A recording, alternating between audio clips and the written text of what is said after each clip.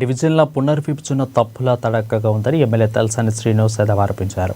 Secunderabad west మారేడుపల్లిలో తన camp కార్యాలయంలో సనత్ నగర్ నియోజకవర్గ ముఖ్య నాయకులతో డీలిమిటేషన్ సమస్యలపై ఆయన సమావేశం నిర్వహించారు.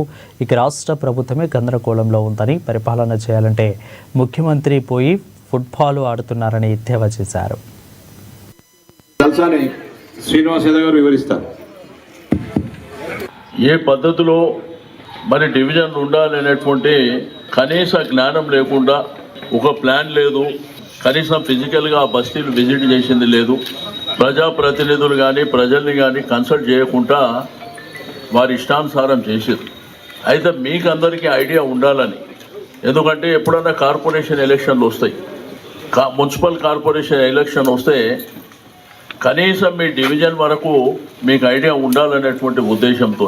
రెండోది, ఏమన్నా అబ్జెక్షన్స్ ఉంటే ఇప్పుడే మనం వెంటనే కంప్లైంట్ చేయాలన్న ఉద్దేశంతో రమ్మన్నారు.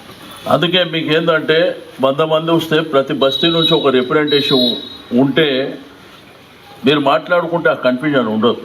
సరే, ఈ యొక్క డీలిమిటేషన్ విషయంలో కొంత డివిజన్ల వారికి వెళ్ళమని చెప్పిన నేను 3 రోజుల కింద.